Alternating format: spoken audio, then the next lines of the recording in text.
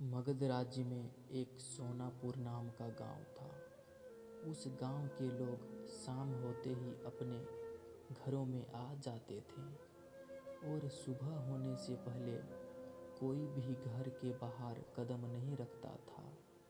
इसका कारण डाकू अंगुलीमाल था। डाकू अंगुलीमाल मगध के जंगलों की गुफा में रहता था। वह लोगों को लूटता था और जान से भी मार देता था। लोगों को डराने के लिए वह जिसे भी मारता उसकी एक अंगुली काट लेता और उन अंगुलियों की माला बनाकर पहनता। इसलिए उसका नाम अंगुलीमाल पड़ा।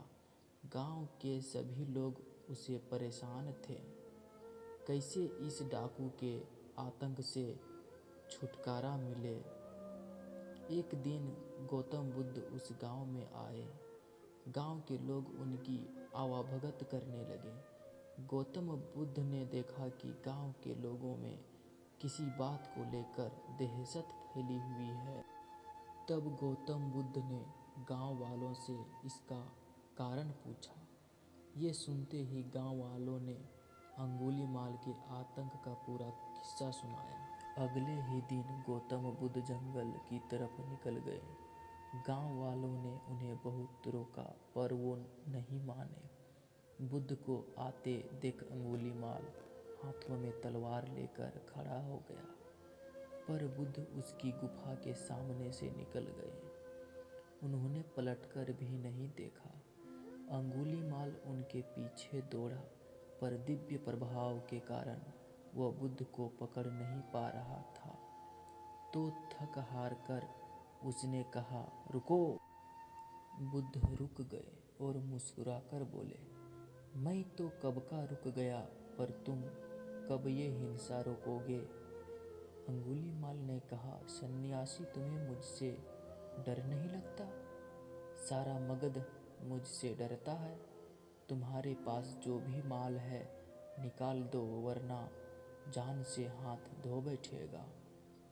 मैं इस राज्य का सबसे शक्तिशाली व्यक्ति हूँ। बुद्ध जरा भी नहीं घबराए और बोले, मैं ये कैसे मान लूँ कि तुम ही इस राज्य के सबसे शक्तिशाली इंसान हो। तुम्हें ये साबित करके दिखाना होगा। तो अंगुलीमाल ने बोला, बताओ कैसे साबित करना होगा। तो बुद्ध ने कहा, तुम उस पेड़ से 10 पत्तियां तोड़कर लाओ। अंगुलीमाल ने कहा, बस इतनी सी बात, मैं तो पूरा पेड़ उखाड़ सकता हूँ। अंगुलीमाल ने 10 पत्तियां तोड़कर ला दी। तो बुद्ध ने कहा, अब इन पत्तियों को वापस पेड़ पर जाकर लगा दो। तो अंगुलीमाल ने हैरान होकर कहा, टूटे हुए पत्ते कहीं वापस लगते हैं क्या।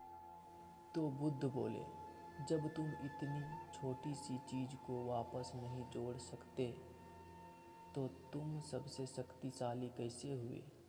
यदि तुम किसी चीज को जोड़ नहीं सकते तो कम से कम उसे तोड़ो मत। यदि किसी को जीवन नहीं दे सकते तो उसे मृत्यु देने का तुम्हें कोई अधिकार नहीं है। ये सुनकर अंगुलीमाल को अपनी गलती का एहसास हो गया और वह बुद्ध का शिष्य बन गया और उसी गांव में रहकर इस लोगों की सेवा करने लगा। और आगे चलकर यही अंगुलीमाल डाकू बहुत बड़ा सन्यासी बना और अहिंसका के नाम से प्रसिद्ध हुआ।